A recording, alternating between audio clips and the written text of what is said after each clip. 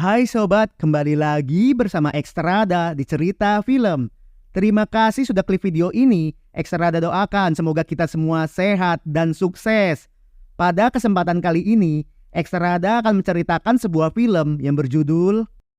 Film ini terinspirasi dari true events tentang pria miskin dari desa yang bekerja jadi tukang ojek di kota. Tanpa mengetahui aturan di kotanya, Prabu terjebak dalam sebuah masalah. Bagi Prabu, tidak menggunakan helm adalah kesalahan kecil, namun di kota ini bisa menghancurkan keluarga Prabu dan menumbangkan nyawanya. Tanpa berlama-lama, kita langsung saja ke alur cerita. Dan jika kalian suka dengan video ini, jangan lupa like, share, komen, dan subscribe agar channel ini terus berkembang.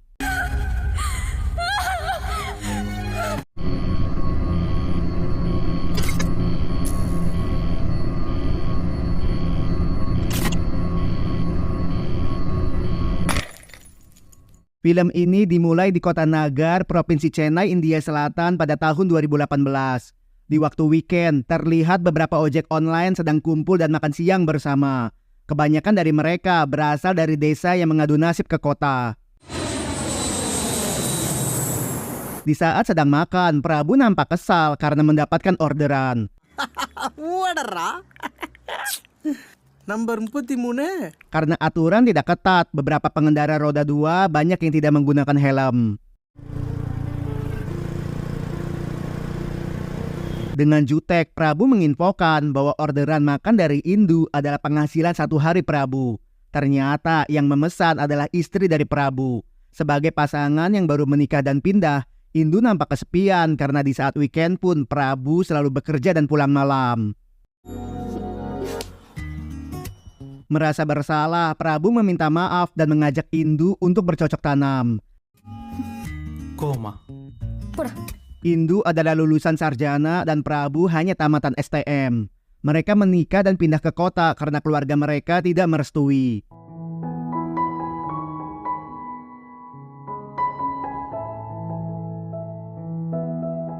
Di hari berikutnya, Prabu mengantarkan makanan ke rumah Ani-Ani. Setelah mendapatkan pesanan, dengan cepat Ani-Ani memberitahu Gadunia untuk makan siang bersama. Main course chicken biryani.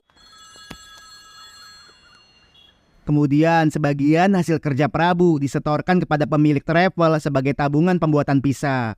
அதுக்கெல்லாம் நம்மளால கேரண்டி கொடுக்க முடியாது. கம்பெனி கிட்ட பேசிட்டு தான் சொல்லணும். Rupanya Prabu ingin kerja ke Dubai sebagai tenaga kerja asing. இதை புடிங்க. இது ரெடி பண்ணதுக்குள்ள நான் பட்ட காசு எனக்கு தான் பாய் தெரியும். ನೀನು ಕೆಳಮಲ ಇಲ್ಲ ಹಸ್ಬೆಂಡ್ ವರೆನ್ ಸೊನ್. Walau Indu adalah karyawan swasta yang penghasilannya lebih besar, namun Prabu merasa segan makan siang di restoran. Pada hari itu, Indu memberikan kejutan karena Prabu akan menjadi ayah. ನೀ ಅಪ್ಪ ಪೊರೆನ್ ಸೊನ್ನೆ. Karena hari spesial, Prabu yang senang akan menjemput sang istri pulang. காலையில வீட்டுக்கு வரும்போது சொல்லவே இல்லை என்கிட்ட. தேனெடுக்க. Di jam 8:30 malam, setelah menelpon berkali-kali dan tidak diangkat, Indu pulang sendiri. Malangnya di tengah perjalanan, Indu dihadang oleh beberapa preman. Tidak hanya mengambil perhiasan, Indu pun mengalami pelecehan. கைட்டதா.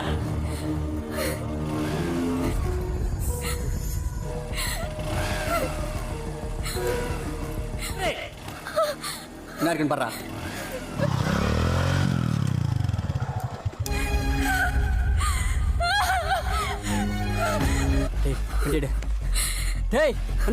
Di lain sisi, terlihat beberapa pengendara roda 2 yang tidak pakai helm diberhentikan polisi. உன்னதான கூப்பிடுறேன்.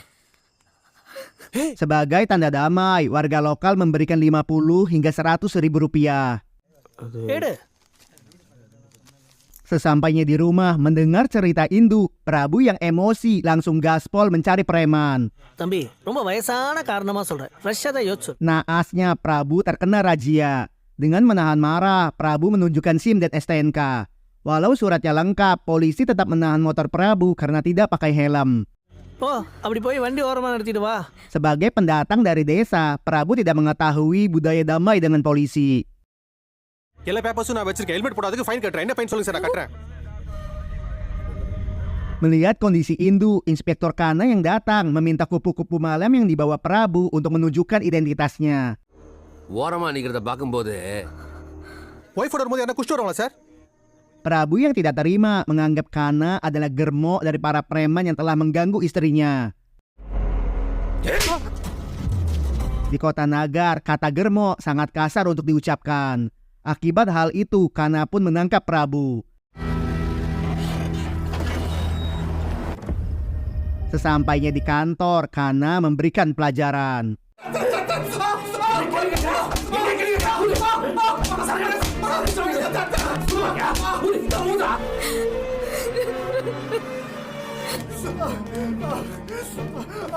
Setelah menginap semalam di kantor polisi, petugas tidak langsung memberikan motornya dan meminta Prabu untuk menunggu inspektur. Selama berjam-jam, Prabu menunggu Kana datang ke kantor. Tanpa diberikan makanan, Prabu melewatkan sarapan, makan siang, hingga pergantian sip kerja polisi.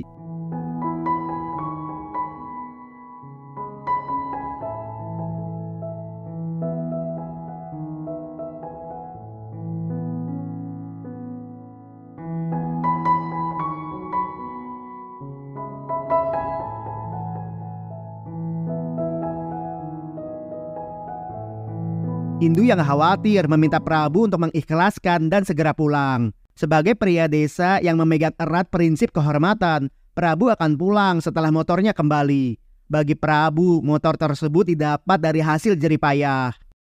ஏய் அப்படி போய் உட்காரு. Time table போட்டு ஒட்டி வைக்கிறதுக்கு போ, அப்படி போய் உட்காரு.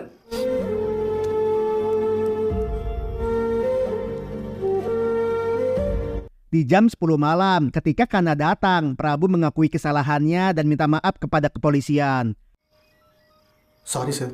Hanya saja Kana masih tidak terima karena minta maaf Prabu seperti tidak tulus dan menyuruhnya untuk pulang. டேய் கீழே இறக்குண்ணே, கீழே இறக்குடா. உன்னை எஃப்ஐஆர் போடாம வெளியே விட்டதே தப்பு, இதுல வண்டி வேணுமா?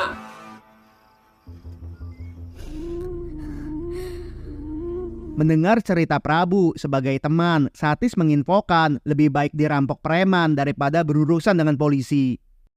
Beberapa preman yang mencuri perhiasan Indu datang ke kantor polisi. Apa Sabria? Ternyata uang hasil jarahan diserahkan ke polisi. Polisi memanfaatkan para preman sebagai penghasilan sampingan. Dari bukti video pengakuan preman, polisi bisa dengan mudah cuci tangan dan menjebloskan mereka ke penjara jika mereka berkhianat. Akibatnya, para preman yang berasal dari desa terpaksa melakukan kejahatan. மாசம் 5 செயின் 3 மொபைல் 2 laptop.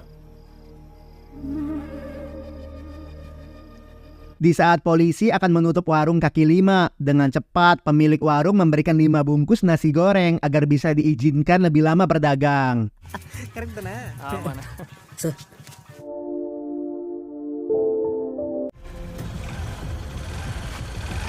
Setelah menginap di kosan Satis, Prabu pergi ke kantor komisaris untuk melaporkan keburukan tentang Kana dan timnya.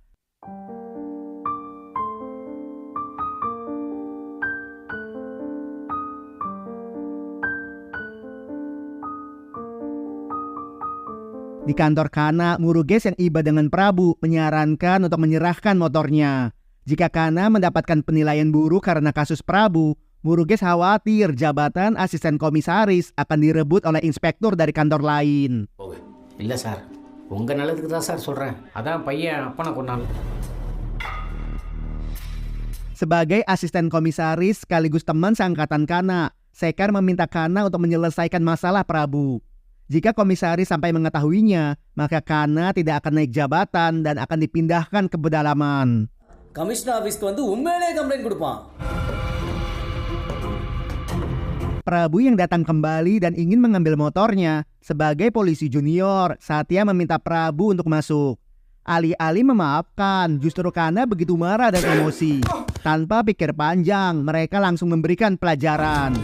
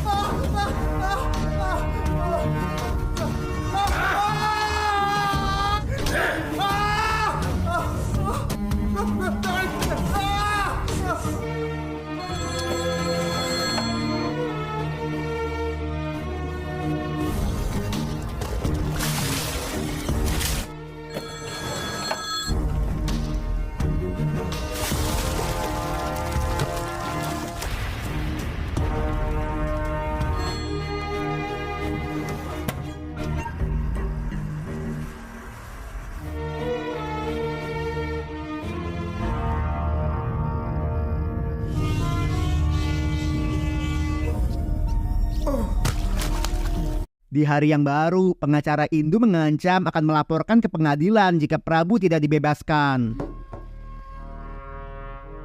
இந்த அம்மா ஹஸ்பண்ட் மேல என்ன case FIR copy காட்டுங்க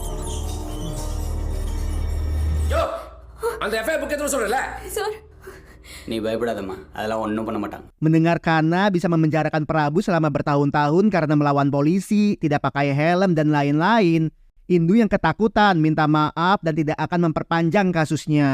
sir please sir FIR போட வேணாம் சார் அவரோட life sir. Gak lama kemudian, Indu menangis histeris melihat kondisi sang suami.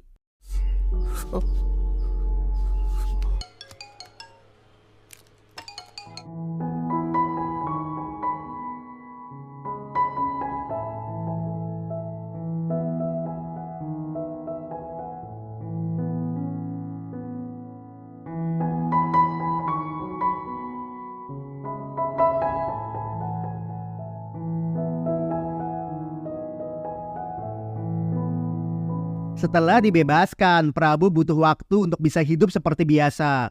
Prabu juga dipecat sebagai pengantar makanan. Mereka seolah mendapatkan karma karena tidak menuruti orang tua dan memilih kawin lari.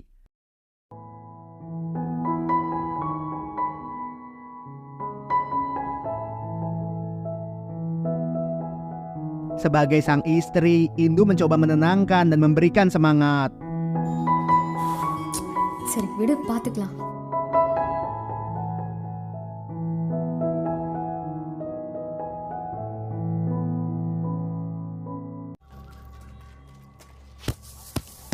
Dua minggu berlalu setelah pulang dari kuil. Di saat mereka telah melupakan kejadian masa lalu, mereka dikejutkan dengan berita di TV lokal. Video pembelajaran polisi viral di media sosial.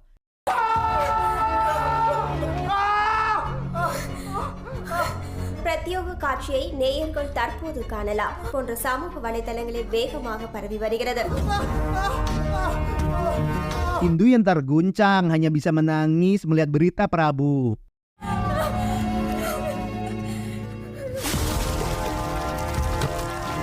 Ternyata Kana sengaja merekam untuk diviralkan agar warga takut kepada polisi.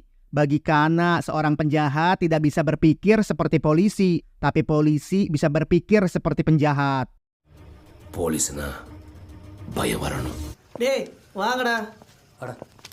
Dalam sambungan telepon, Kana menjelaskan media bahwa kepolisian terpaksa melakukannya karena tersangka menyerang polisi, mabuk, melanggar lalu lintas, membawa PSK, dan masih banyak lagi. Untuk menjinakkan hewan liar dibutuhkan cara keras agar menjadi jinak. திரு கண்ணபிரான் உங்களுடைய பதில்கள் எதுவுமே தெளிவா இல்ல. Harga diri dan kehormatan Prabu seketika hancur dan seolah tidak berharga di mata masyarakat.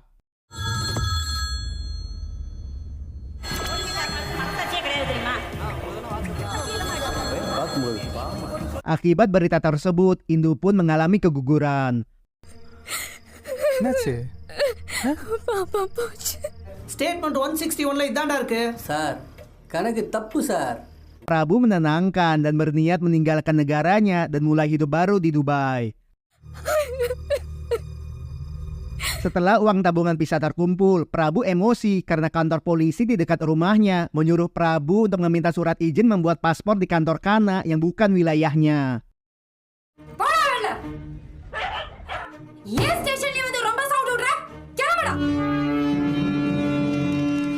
Karena tidak ada pilihan, Prabu memohon kepada Kana untuk diberikan surat izin membuat paspor.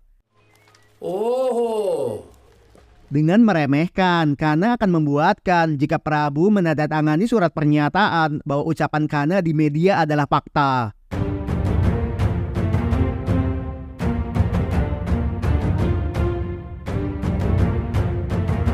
Pada saat itu, Prabu memilih menolak dan pergi.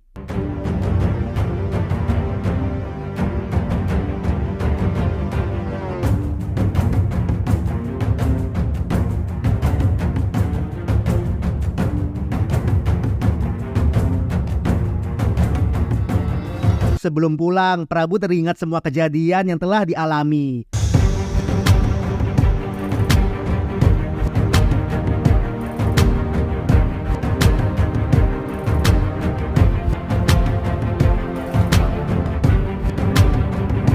Entah apa yang merasuki, Prabu datang kembali dan melumpuhkan Kana dan Satya hingga tidak sadarkan diri.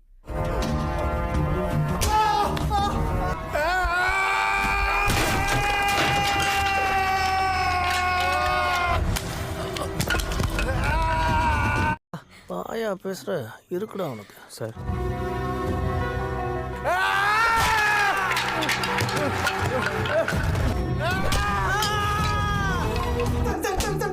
ஏய்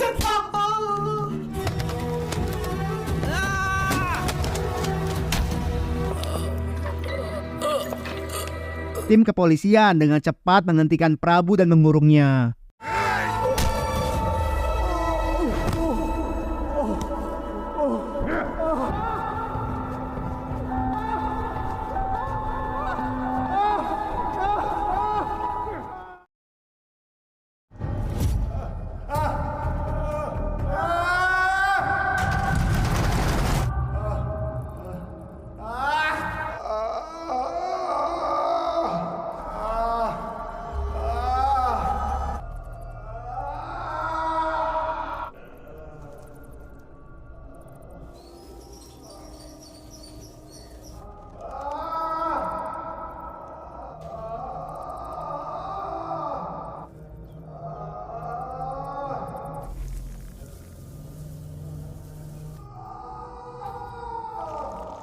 Di malam selanjutnya, beberapa intel polisi datang ke lokasi.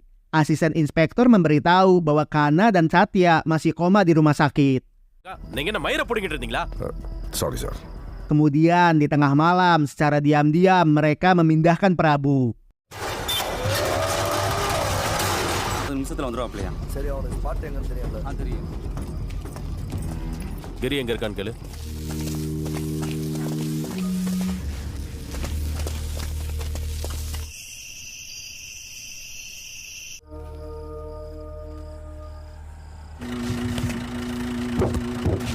Dua hari kemudian, Indu yang tidak dapat jawaban dari kantor polisi di dekat rumahnya pergi ke kantor Kana. Melihat kondisi Indu dengan bias dan samar, Murugesh menceritakan dalam sebuah dongeng seekor kelinci telah berani mengacak-acak hutan rimba dan melukai Raja Singa. Kemudian pasukan singa tanpa ampun menumbangkan kelinci tersebut dan membuangnya di hutan belantara. Murugesh yang kasihan ingin Indu mengikhlaskan kelinci tersebut dan memulai hidup baru. Mendengar hal itu, Indu yang tidak bisa berbuat apa-apa hanya bisa menangis. Dan film pun selesai. Film ini mengajarkan kita bahwa kesabaran manusia ada batasnya. Jika seseorang telah melewati ambang batas kesabarannya, maka percayalah manusia biasa pun bisa menghancurkan raja penguasa. Terima kasih untuk kalian yang nonton video ini sampai selesai. Sekian ulasan alur cerita film kali ini. Jumpa lagi di video selanjutnya. Dan salam.